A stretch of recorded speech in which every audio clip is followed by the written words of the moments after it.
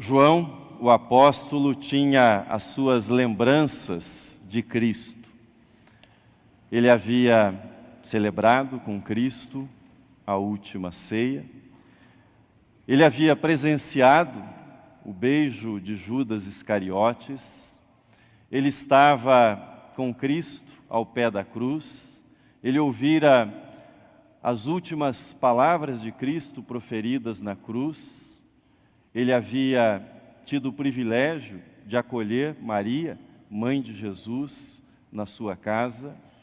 João também tinha as recordações de quando recebeu a notícia que Cristo havia ressuscitado e ao lado de Pedro correu em direção ao túmulo para verificar a exatidão daquilo que havia sido anunciado para ele. Diz o Evangelho que, sendo mais jovem, ele correu mais rápido que Pedro, chegou primeiro, mas de modo respeitoso esperou que Pedro, que era mais velho, chegasse, que Pedro pudesse conferir que o túmulo estava vazio.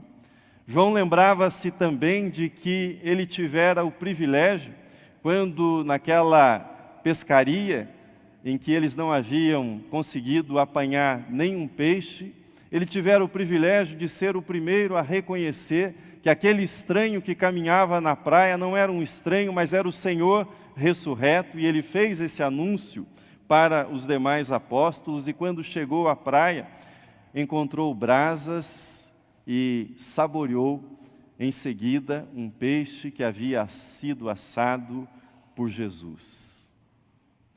Ele teve o privilégio de ouvir naquela manhã, naquele círculo íntimo dos apóstolos, Jesus dirigir-se a Pedro perguntando-lhe: Pedro, tu me amas? Tu me amas mais do que estes outros? E por 3 vezes Jesus dirigiu esta palavra a Pedro. Mas essas eram lembranças, provavelmente, de mais de 40 anos. Mais de 40 anos de quando esses fatos narrados no texto que nós lemos se deram. Eram lembranças antigas de João. Agora, ele estava preso em Pátimos, uma colônia penal do Império Romano, próxima da Turquia, e ali, exilado da sua comunidade, cumprindo a sua pena, ele tinha essas lembranças do Cristo ressurreto. João tivera o privilégio de ver o Evangelho espalhar-se por toda a Ásia Menor. Ele foi um instrumento nas mãos de Deus para levar o Evangelho por toda a Ásia Menor, mas ele também experimentara a perseguição. Na verdade, no seu tempo, levantou-se grande perseguição contra os cristãos. Nero pôs fogo em Roma e jogou a culpa nos cristãos. O imperador que seguiu a Nero, Dominiciano, teve a ideia de incendiar, de queimar os cristãos. E esse era o contexto no qual João vivia. Imagine vivendo você num império que move perseguição contra aqueles que professam a sua fé em Cristo. Que pergunta você faria? Será que Deus está realmente no controle? Será que Deus está no comando das coisas? Será que algo não fugiu ao controle de Deus? Será que Deus me ama? Ele está cuidando da minha vida? Por que toda essa perseguição? A resposta dada para João é que Jesus é o soberano sobre os reis da terra, que Ele nos ama e que Ele perdoou os nossos pecados. E é assim que o livro do Apocalipse se abre. O livro do Apocalipse é um tratado a respeito da adoração. Adoração significa render-se, significa entregar-se, significa prostrar-se diante de Deus, e o livro do Apocalipse é, por excelência, um tratado sobre essa rendição. e o reconhecimento que nós não estamos no controle, que os imperadores desse mundo não têm o controle, somente Jesus está no controle de toda a história humana, dos rumos disso que nós chamamos vida e história.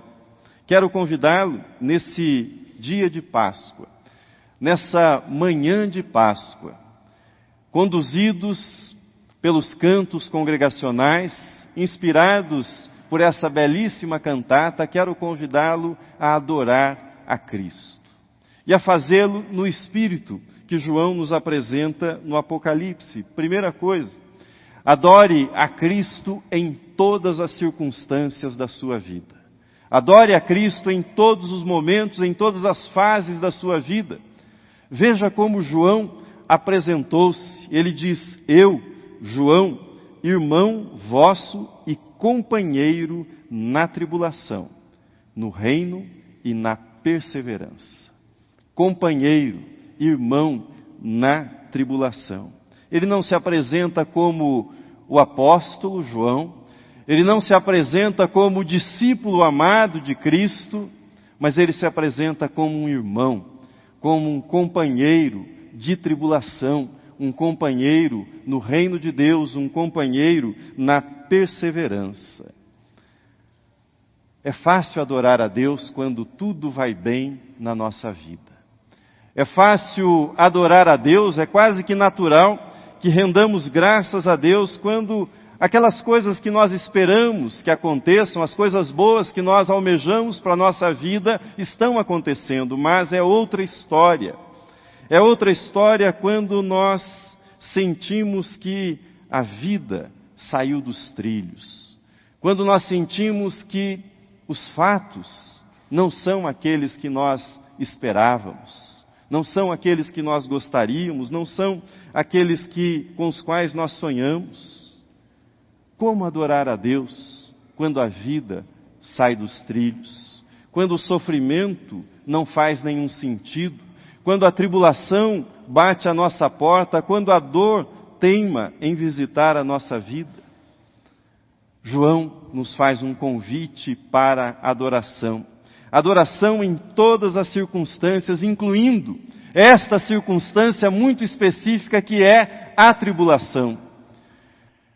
Tribulação significa uma situação, ou compreende uma situação de aflição, de sofrimento, que não é resultado de culpa pessoal, não é resultado de pecado pessoal, não é um castigo divino, não é uma punição divina, mas é um contexto no qual nós nos sentimos provados, por exemplo, por uma enfermidade física, por uma dor moral proveniente de uma calúnia, proveniente de uma difamação ou de uma perseguição, como no caso de João, ou perdas em relacionamentos, quando pessoas queridas são tiradas da nossa vida, perdas materiais. A tribulação envolve sempre esse contexto de sofrimento, esse contexto de dor. A tribulação, entretanto, ela tem um propósito. Ela revela aquilo que está no nosso coração. Ela revela aquilo que nós somos diante de Deus. Afinal, é fácil confessar, é fácil glorificar a Deus quando nós somos abençoados com saúde, com prosperidade, com segurança. Entretanto, confessar que nós cremos em Deus, que nós glorificamos a Deus, quando nós somos lançados na fornalha ou na cova dos leões, é outra história. Mas a adoração genuína, que glorifica a Deus, ela é extraída também nos momentos de tribulação e principalmente nesses momentos de tribulação. João, nosso companheiro, nosso irmão nas tribulações, no reino e na perseverança. Perseverar na adoração é o convite que nós encontramos na palavra de Deus. Perseverar em adorar a Deus em meio às tribulações, em meio às provações, na certeza que adorar significa elevar os olhos àquele que é, que era e àquele que há de vir, Cristo Jesus. Em segundo lugar, adore a Cristo na certeza que Ele venceu. Adore ao Cristo vitorioso. Na Bíblia há algumas cenas de esplendor, de beleza, que nós não temos palavras humanas para narrar o que essas cenas significam. Temos alguma intuição. Uma das cenas mais belas que nós encontramos nas Escrituras é aquela em que Moisés pediu para ver a face de Deus, e Deus lhe respondeu dizendo-lhe que isso não seria permitido, que ele não veria a sua face, mas que ele se colocasse na fenda da rocha e ele veria a glória de Deus passar.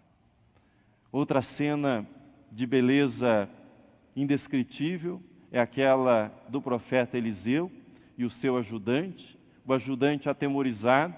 Eliseu ora para que os olhos dele sejam abertos, e quando ele olha e vê ao redor da cidade que ele pensava estar sitiada pelos sírios, ele vê a proteção celestial envolvendo aquela cidade. João viu algo mais extraordinário, mais belo ainda. Ele viu Cristo ressurreto na sua glória. E um versículo do texto que nós lemos diz: o seu rosto, o rosto de Cristo, brilhava como o sol na sua força. Hoje é um dia nublado, será mais um dia chuvoso. Mas você sabe o que é um dia de sol forte. Você sabe o que significa tentar olhar para o sol quando o sol brilha em toda a sua força. Você sabe que você não consegue fazer isso, e João não conseguiu. Diz o texto que ele caiu como morto aos pés de Cristo. Tal era o brilho, a intensidade, a beleza que vinham da face de Cristo. E ele descreve então a beleza que ele viu em Cristo com imagens que são retiradas do livro de Daniel, que basicamente apontam para as seguintes afirmações: Jesus é eterno, Ele é onisciente, Ele é onipotente, Ele é onipresente na vida da igreja, na vida daqueles que creem. Jesus, tal qual foi visto por João em Pátimos, além dessa face que lançou João por terra, possui uma voz poderosa. Ele compara a voz de Cristo como a voz de muitas águas. Não sei se você já chegou perto de uma cachoeira poderosa, como alguma coisa como lá as cataratas do Iguaçu, já tentou conversar perto de uma corrente tão forte de águas. A voz de Cristo é uma voz poderosa, mas Cristo revela uma atitude amorosa.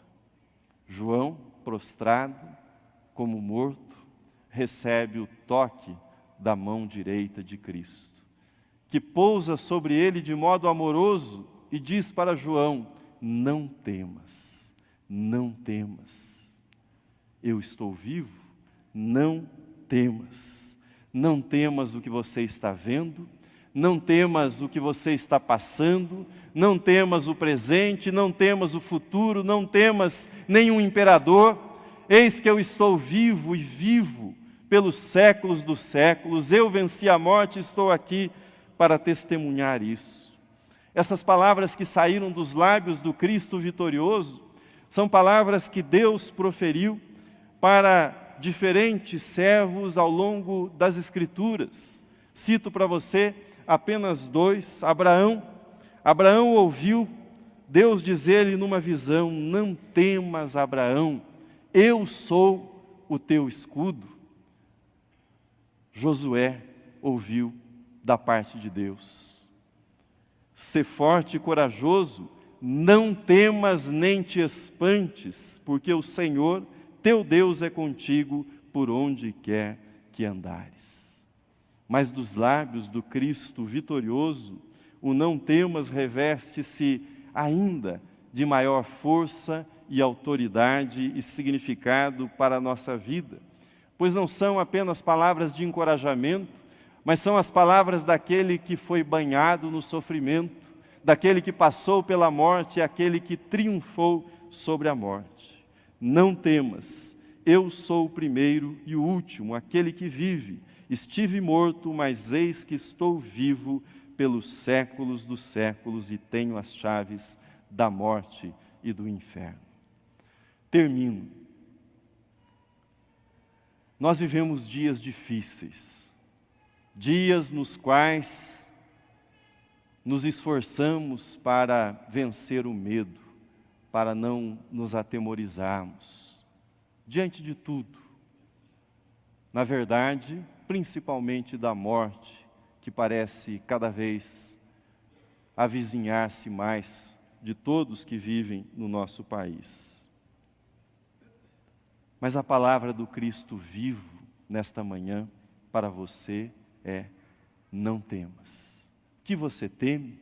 O que é que o assusta? O que é que o amedronta? Você teme os imperadores dessa era, os poderes do nosso tempo? Você teme pelo seu futuro, pela sua saúde, pelo seu emprego, pela sua família? O que é que você teme? Cristo se aproxima, vivo, ressurreto, nesta manhã, e pousa a mão sobre você e lhe diz: não temas, eu estou aqui, eu estou vivo e eu estou com você. Amém.